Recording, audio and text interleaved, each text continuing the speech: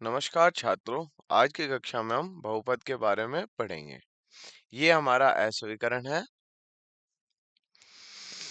बहु बहुपद की सूचकांक। हम क, इस बहुपद पाठ में किस किस बारे में पढ़ेंगे। सबसे पहले हम 2.5 बीजीय सर्वसमीकरण पढ़ेंगे। फिर हम एनसीईआरटी उदाहरण 11 से लेके 20 तक हल करेंगे। तो देखिए, बीज बीजगणितीय सर्वसमीकरण क्या होती हैं। बीजगणितीय सर्वसमीकरण एक बीजगणितीय समीकरण है जो इसमें आने वाले चरों के सभी मान के लिए सत्य है। वह गुणनखंड और सरलीकरण करने के लिए महत्वपूर्ण होती है। अब हम पढ़ेंगे कुछ महत्वपूर्ण बीजगणितीय सर्वसमीकरण। तो सर्वसमीकरण पहली क्या है? सर्वसमीकरण पहली है x जोड़ में y की घात 2 बराबर x की घात 2 जोड़ में 2 गुणा में x गुणा में y जोड़ में y की घात 2। सर्वसमीकरण दूसरी क्या है? x घटा में y की घात 2 बराबर होती है x की घात 2 घटा में 2 गुणा में x गुणा में y जोड़ में y की घात 2। सर्वसमीकरण तीसरी है सर्वसमीकरण तीसरी है x की घात 2 घटा में y की घात 2 जो कि बराबर होती है x जोड़ में y गुणा में x घटा में y के। आगे सर्वसमीकरण चौथी सर्वसमीकरण क्या है? चौथी सर्वसमीकरण है x जोड़ में a गुणा में x जोड़ में b बराबर होती है x की घात 2 जोड़ में a जोड़ में b गुणा में x जोड़ में a गुणा में b। आगे देखते हैं हम। आगे एनसीईआरटी उदाहरण 11 अनुभाग 2.5। तो ये उदाहरण में क्या दिया गया? उदाहरण में दिया गया उचित सर्व समीकरणों का उपयोग करके निम्नलिखित के गुणनफल ज्ञात कीजिए। तो हमें सर्व समीकरण का उपयोग करना है और गुणनखंड को सरल करना है, गुणनखंड बताना है इनका। तो इसको गुणनफल को हल करेंगे। तो x जोड़ में 3 गुणा में x जोड़ में 3। तो अब हम इसको हल देखते हैं पहले का। सबसे पहले यहाँ हमारी सर्वसमीकरण एक का उपयोग कर सकते हैं। तो इसमें क्या है? x जोड़ में y की घात 2 जो कि बराबर होती है x की घात 2 जोड़ में 2 गुणा में x गुणा में y जोड़ में y की घात 2।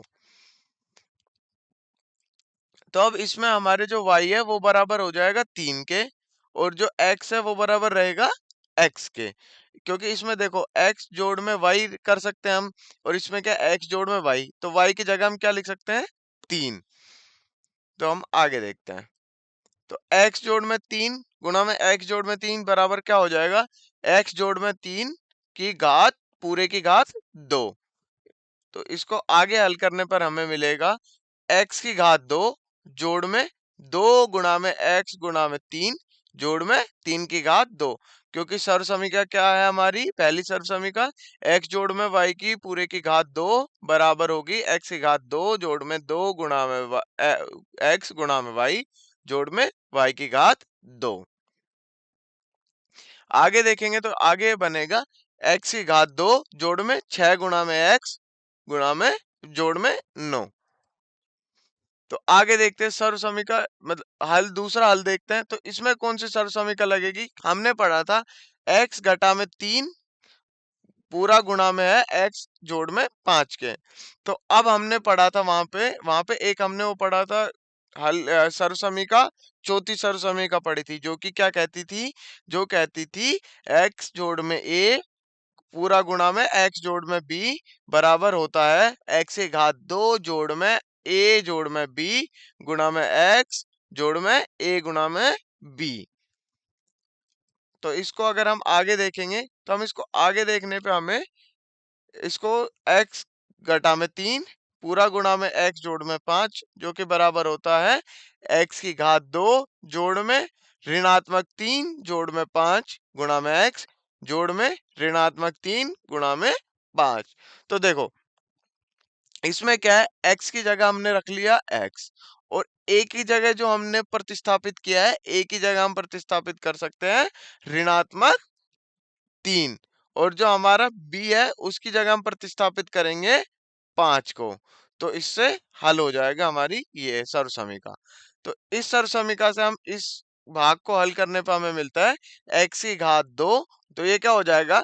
x घटा में 3 पूरा गुणा में x जोड़ 5 के, जो कि बराबर होता है x की घात 2 जोड़ में ऋणात्मक 3 जोड़ में 5 पूरा गुणा में x जोड़ में ऋणात्मक 3 गुणा में 5, जो कि बराबर होता है x की घात 2 जोड़ में 2 गुणा में x घटा में 15। चलिए आगे देखते हैं हम। आगे क्या उदाहरण, उदाहरण में क्या गया है, उदाहरण नंबर 12। तो इसमें गया है कि सीधे गुणा किए बिना 105 गुणा में 106 का मूल्यांकन करें। तो ये हम किसकी मदद से देखेंगे, ये हम देखेंगे सर्वसमीकाओं की मदद से। तो देखते हैं हम इसका हल।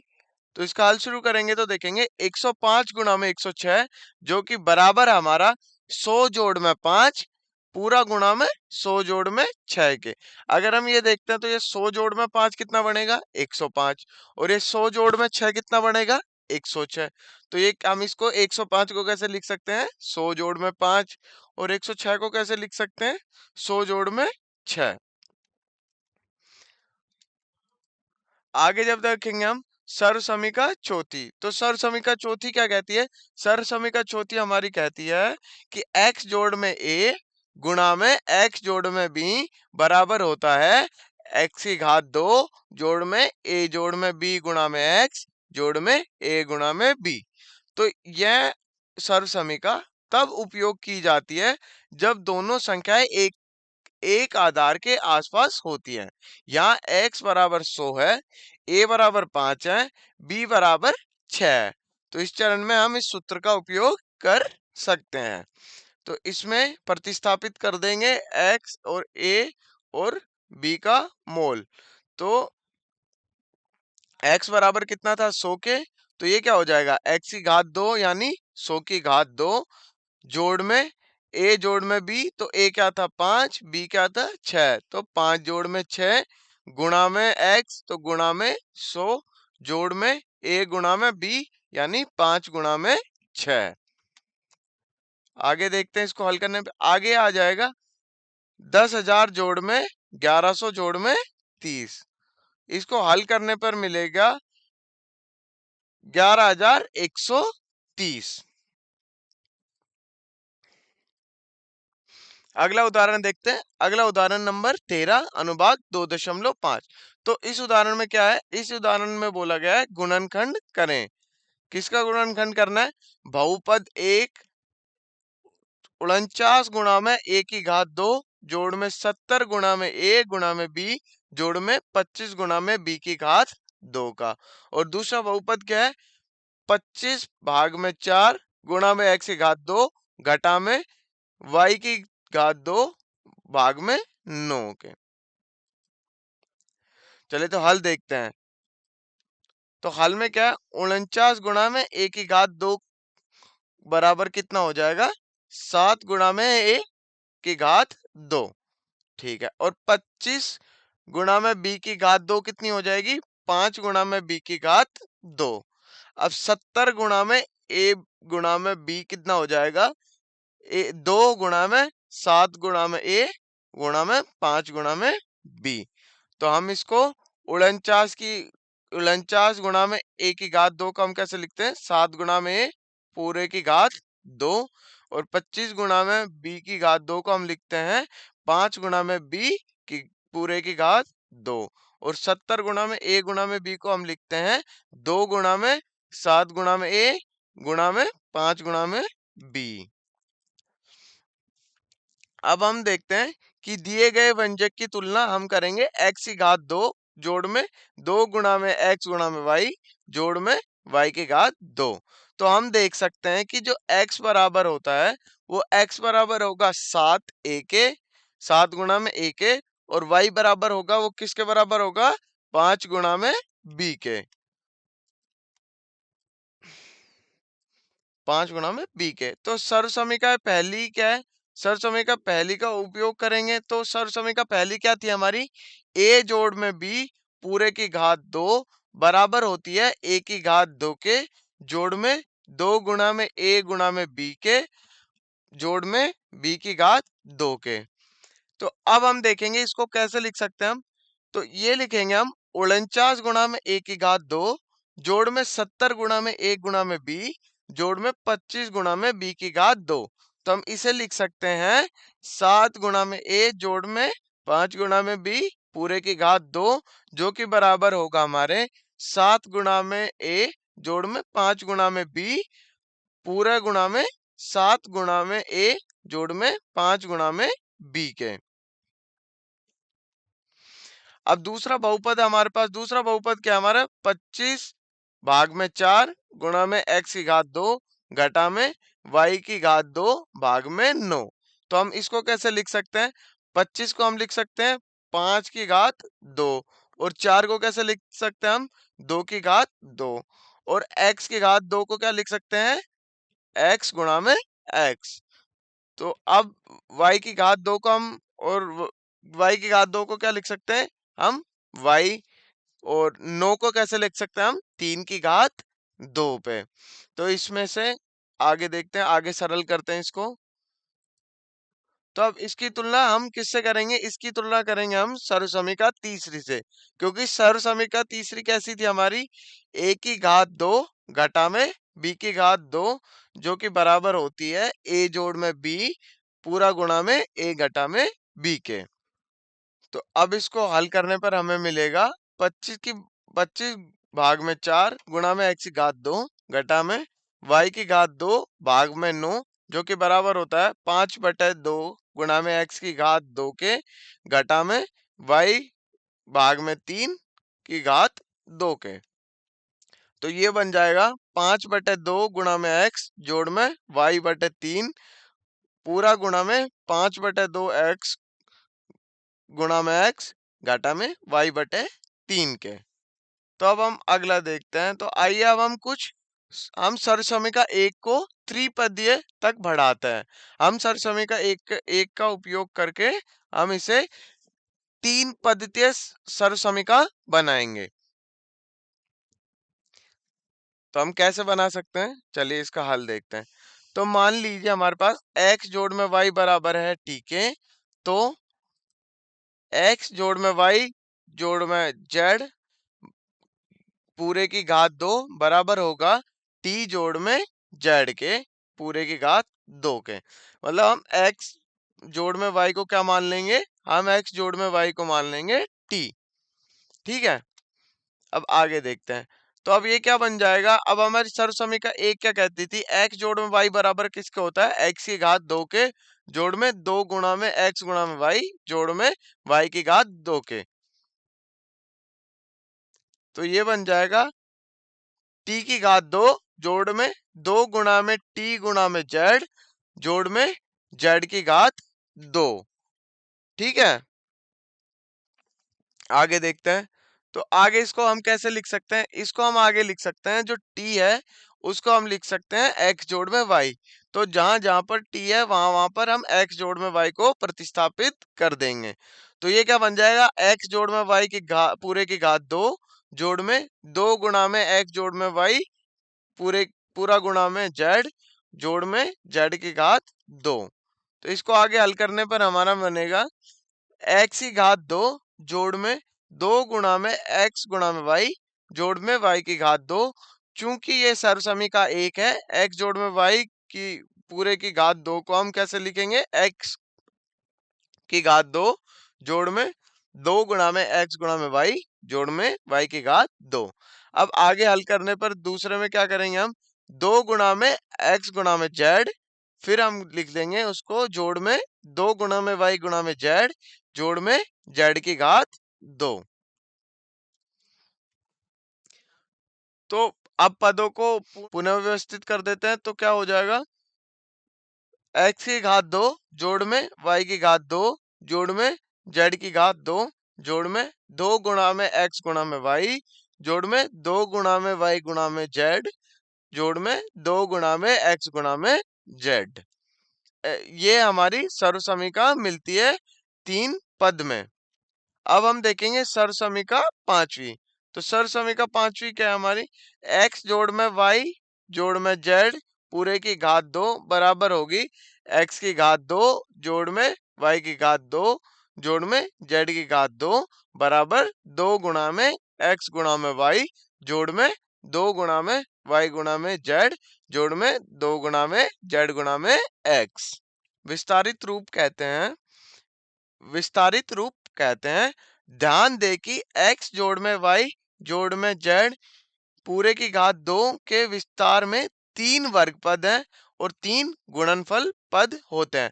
तो जो 3 वर्ग पद हैं वो कौन से हैं? 3 वर्ग पद है x की घात 2 जोड़ में y की घात 2 जोड़ में z की घात 2। और जो गुणनफल पद है वो कौन से हैं? गुणनफल पद है 2 गुणा में x गुणा में y, 2 गुणा में y गुणा में z और 2 गुणा में z गुणा में x।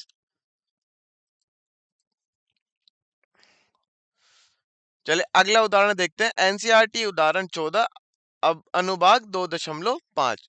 तो उदाहरण क्या है? उदाहरण है 3 गुणा में a जोड़ में 4 गुणा में b जोड़ में 5 गुणा में c पूरे की घात 2 को हम विस्तार रूप में लिखेंगे।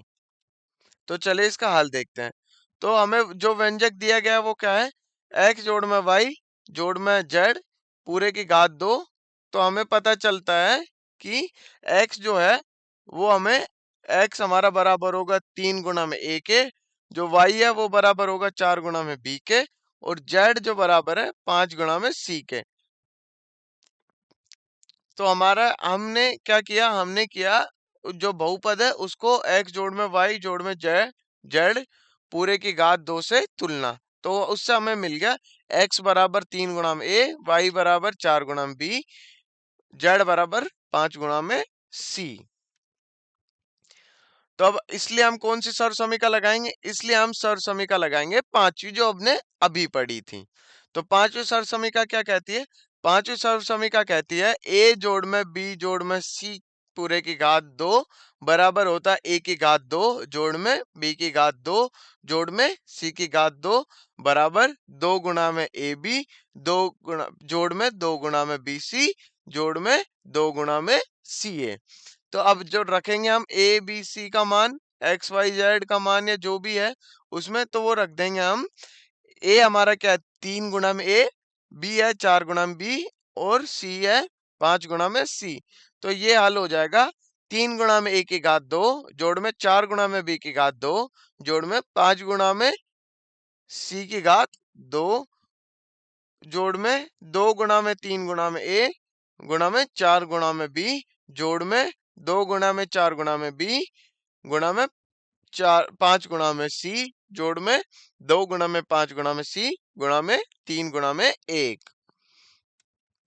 इसको आगे हल करने पर हमें मिलता है 9 गुणा में ए की घात 2 जोड़ में 16 गुणा में बी की घात 2 जोड़ में 5 गुणा में सी की घात 2 जोड़ में 24 गुणा में ए गुणा में बी जोड़ में 40 गुणा में बी गुणा में सी जोड़ में 30 गुणा में ए गुणा में सी। तो अब हम देखेंगे एनसीईआरटी उदाहरण 5 अनुभाग 2.5। तो इस उदाहरण में क्या दिया गया? इस उदाहरण में दिया गया है 4 गुणा में ए घटा में 2 गुणा में बी घटा में 3 गुणा में सी पूरे की घात 2 को हम कैसे विस्तार कर सकते हैं। तो चलिए इसका हल देखते हैं। तो इसमें क्या लगेगी? इसमें सर्वसमीका 5 का उपयोग करेंगे हम। तो सर्वसमीका 5 क्या है हमारी? सर्वसमीका 5 हमारी a जोड़ में b जोड़ में c पूरे की घात 2 बराबर होती है a की घात 2 जोड़ में b की घात 2 जोड़ में c की घात 2 जोड़ में 2 गुणा में a गुणा में b जोड़ में 2 गुणा में b गुणा में c जोड़ में 2 गुणा में c गुणा में 1 के। तो अब यहाँ पे क्या है? यहाँ पे जो हमारा बहुपद है वो क्या है? 4 गुणा में ए घटा में 2 गुणा में बी घटा में 3 गुणा में सी पूरे की घात 2, जो कि हम इसको लिख सकते हैं हमारी सर्वसमीका के हिसाब से 4 गुणा में ए जोड़ में ऋणात्मक 2 गुणा में बी जोड़ में ऋणात्मक 3 गुणा में सी पूरे की घात 2 के। तो अब जैसे हम सर्वसमीका 5 मैंने आपको बताई थी, तो उस हिसाब से हम ए बी और सी की वैल्यू रख देंगे। तो इसमें ए की वैल्यू क्या थी? 4 गुणा में ए और बी की वैल्यू थी ऋणात्मक 2 गुणा में बी और सी की वैल्यू थी ऋणात्मक 3 गुणा में सी। तो अब हम इसको हल करेंगे तो ये हो जाएगा 4 गुणा में ए की घात 2 जोड़ में ऋणात्मक 2 गुणा में b की घात 2 जोड़ में ऋणात्मक 3 गुणा में c की घात 2 जोड़ में 2 गुणा में 4 गुणा में a गुणा में ऋणात्मक 2 गुणा में b जोड़ में 2 गुणा में ऋणात्मक 2 गुणा में b गुणा में ऋणात्मक 3 गुणा में c जोड़ में 2 गुणा में ऋणात्मक 3 गुणा में c गुणा में 4 गुणा में a के। तो ये बराबर हो जाएगा 16 गुणा में a की घात 2 जोड़ में 4 गुणा में b की घात 2 जोड़ में 9 गुणा में c की घात 2 घटा में 16 गुणा में a गुणा में b जोड़ में 12 गुणा में b गुणा में c घटा में 24 गुणा में a गुणा में c के। तो अगला देखेंगे हम, अगला उदाहरण है एनसीईआरटी उदाहरण 16 अनुभाग 2.5। तो ये उदाहरण क्या है? उदाहरण में दिया गया है एक बहुपद 4 गुणा में x की घात 2 जोड़ में y गुणा में 2 जोड़ में z गुणा में 2 घटा में 4 गुणा में x गुणा में y घटा में 2 गुणा में y गुणा में z जोड़ में 4 गुणा में x गुणा में z का गुणनखंड करें। तो इसका हमें गुणनखंड करना है। तो चलिए इसका हल देखते हैं। तो हमारे पास जो बहुपद है वो क्या है? 4 गुणा में x की घात 2 जोड़ में y गुणा में 2 जोड़ में z गुणा में z की घात 2। तो हमारे पास जो बहुपद है वो क्या है? 4 गुणा में x की घात 2 जोड़ में y की घात 2 जोड़ में z की घात 2 घटा में 4 गुणा में x की घात 1 गुणा में y की घात 1 घटा में 2 गुणा में y गुणा में z जोड़ में 4 गुणा में x गुणा में z। तो अब इसको आगे हल करने पे हमें मिलता है, इसको हम कैसे सरल भाषा में लिख सकते हैं? सरल सरल में लिख सकते हैं हम 2 गुणा में x की घात 2 जोड़ में ऋणात्मक y की घात 2 जोड़ में z की घात 2 बराबर जोड़ में 2 गुणा में x गुणा में ऋणात्मक y जोड़ में 2 गुणा में ऋणात्मक y गुणा में z जोड़ में 2 गुणा में x गुणा में z। तो ये अब हमारी कुछ कुछ सर्वसमीका 5 के जैसी लग रही है। तो इसको अगर सर्वसमीका 5 के हिसाब से देखें तो ये बन जाएगा 2 गुणा में x जोड़ में ऋणात्मक y जोड़ में z पूरे की घात 2। तो ये बनेगा आगे सरल करने पे 2 गुणा में x घटा में y जोड़ में z पूरे की घात 2 के। तो ये बन जाएगा हमारा 2 गुणा में x घटा में y जोड़ में z गुणा में 2 गुणा में x घटा में y जोड़ में z के। ये क्या लग रही है? ये लग रही है a जोड़ में b की घात 2 जो कि बराबर होती है a जोड़ में b पूरा गुणा में a जोड़ b के। आगे हम देखेंगे बीजगणितीय सर्वसमीकाएं। तो अब हम सर्वसमीका 1 को विस्तार x जोड़ y की घात 3 की गणना करने के लिए करते हैं। तो हमारे पास क्या है? हमारे पास एक सर्वसमीका पहली को हम x जोड़ y की घात 3 के लिए गणना करेंगे। तो x जोड़ में y की घात 3 बराबर होगी x जोड़ में y गुणा में x जोड़ में y की घात 2 के। तो ये क्या बन जाएगी?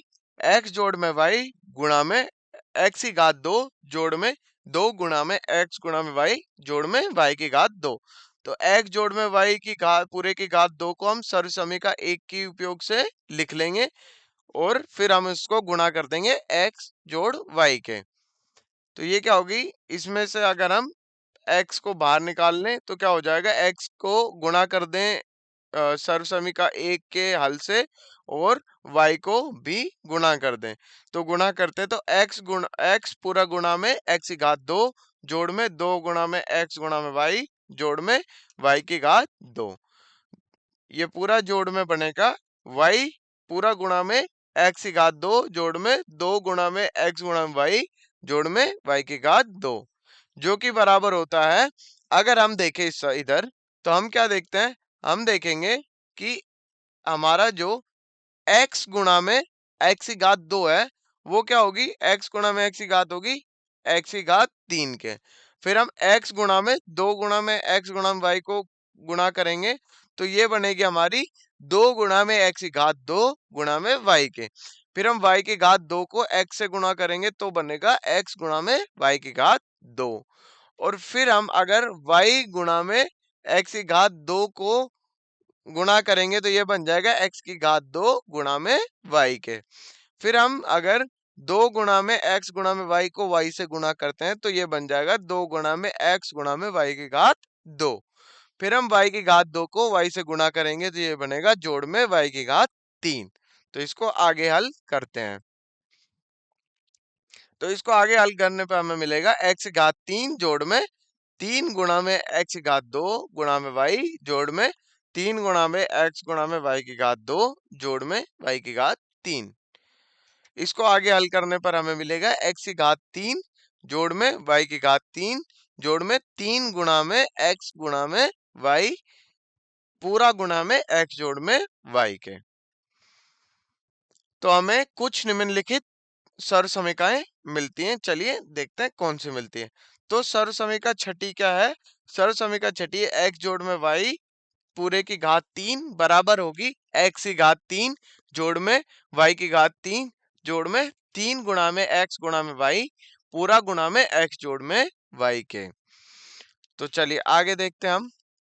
आगे हम क्या कर सकते हैं? इसको इस प्रकार से भी लिख सकते हैं कि x की घात 3 जोड़ में 3 गुणा में x की घात 2 गुणा में y जोड़ में 3 गुणा में x गुणा में y की घात 2 जोड़ में y की घात 3।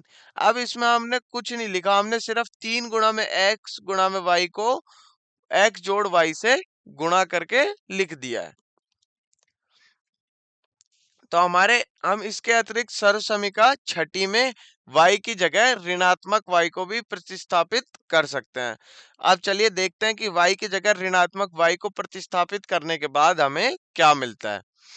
तो हमारी सर्व समीकरण सातवीं बन जाएगी x घटा में y पूरे की घात 3। तो अब जहां जहां हमारे पास ऊपर सर्व समीकरण छठी में जहां जहां हमारे पास y था वहां हम सर्व समीकरण सातवीं में y की जगह ऋणात्मक y रख देंगे। तो ये बन जाएगा x की घात 3 घटा में y की घात 3 घटा में 3 गुणा में x पूरा गुणा में x घटा में y के। तो इसे हम किस प्रकार के लिख सकते हैं? हम इसे इस प्रकार से भी लिख सकते हैं x की घात 3 घटा में 3 गुणा में x की घात 2 गुणा में y जोड़ में 3 गुणा में x गुणा में y की घात 2 घटा में y की घात 3। चलिए आगे देखते हैं। अगला है एनसीईआरटी उदाहरण 17 अनुभाग 2.5। तो इसमें क्या दिया है उदाहरण में? इसमें दिया गया है कि निम्नलिखित घनों को विस्तार रूप में लिखे। तो पहला बहुपद क्या हमारा 3 गुणा में a जोड़ में 4 गुणा में b पूरे की घात 3 और दूसरा जो बहुपद है वो है 5 गुणा में p घटा में 3 गुणा में p पूरे की घात 3। तो इसका हल देखते हैं। तो पहला क्या है दिया गया व्यंजक क्या है? x जोड़ में y की घात 3 से हम इसकी तुलना करेंगे। तो पहला दिया हुआ व्यंजक क्या हमारा 3 गुणा में a जोड़ में 4 गुणा में b पूरे की घात 3। तब इसे हम x जोड़ में y की घात 3 से तुलना करते हैं तो x क्या बन जाएगा? x बन जाएगा हमारा 3 गुणा में a और y बन जाएगा 4 गुणा में b के। क्योंकि अब हमने सीधी पहचान कर लिया है तो अब हम सर्व समीकरण में सीधा इसको रख देंगे। इससे हमारा प्रश्न जल्दी हल हो जाएगा। तो हम सर्व समीकरण छठी का उपयोग करेंगे इसमें।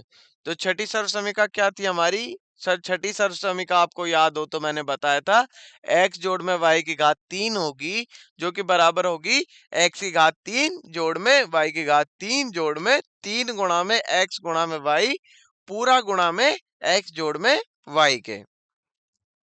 तो चलिए अब इसको हल करते हैं। तो अब जहां जहां x था वहां वहां 3 रखेंगे और y था जहां जहां 4 गुणा में b रखेंगे।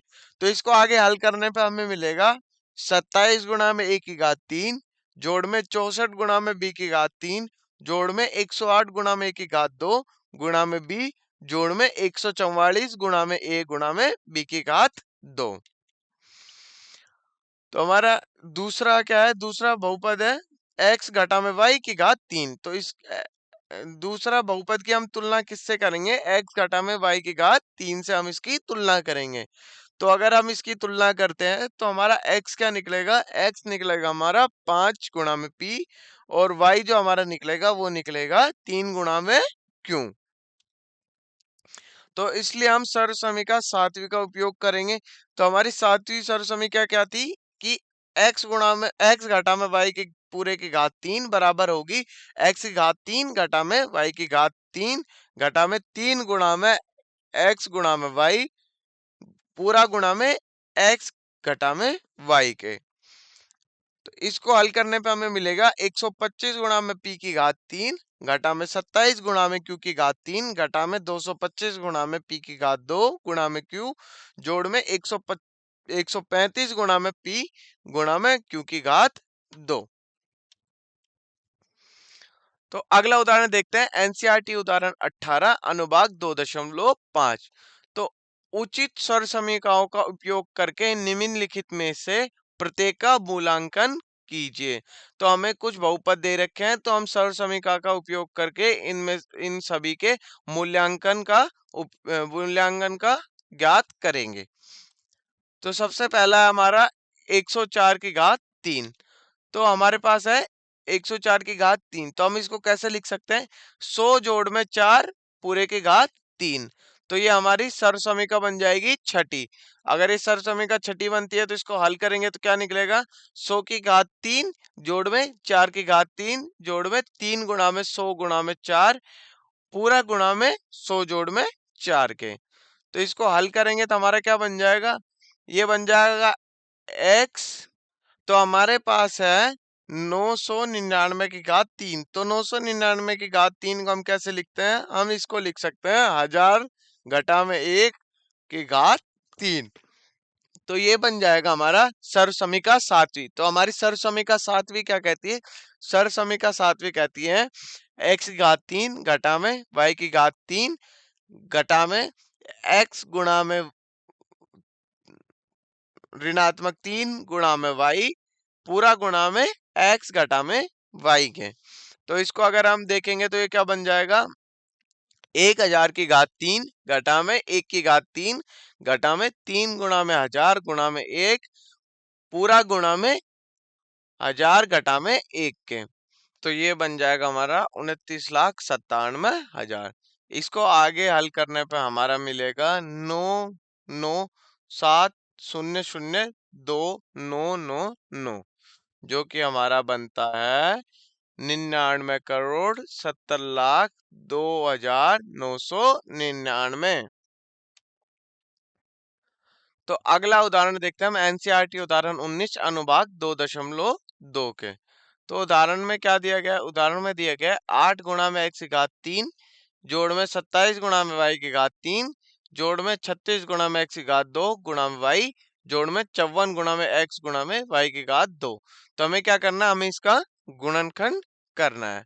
तो चलिए इसका हल देखते हैं। तो ये जो अभिव्यक्ति दी गई है तो इसका प्रकार हम कैसे लिख सकते हैं, इसको हम लिख सकते हैं 2 गुणा में x की घात 3 जोड़ में 3 गुणा में y की घात 3 जोड़ में 3 गुणा में 4 गुणा में x की घात 2 गुणा में 3 गुणा में y जोड़ में 3 गुणा में 2 गुणा में x गुणा में 9 गुणा में y की घात 2 के। तो इसको आगे हल कर सकते हैं हम। तो ये आगे हल होने के बाद हमारी बनेगी सर्वसमीका छठी, जो कि होती है x जोड़ में y की घात 3, जो कि बराबर होती है x की घात 3 जोड़ में y की घात 3 जोड़ में 3 गुणा में x गुणा में y जोड़ में 3 गुणा में x गुणा में y की घात 2। तो इसके जो हमारे गुणनखंड निकलेंगे वो निकलेंगे 2 गुणा में x जोड़ में 3 गुणा में y और 2 गुणा में x जोड़ में 3 गुणा में y और 2 गुणा में x जोड़ में 3 गुणा में y, क्योंकि ये 2 गुणा में x जोड़ में 3 गुणा में y की घात 3 है।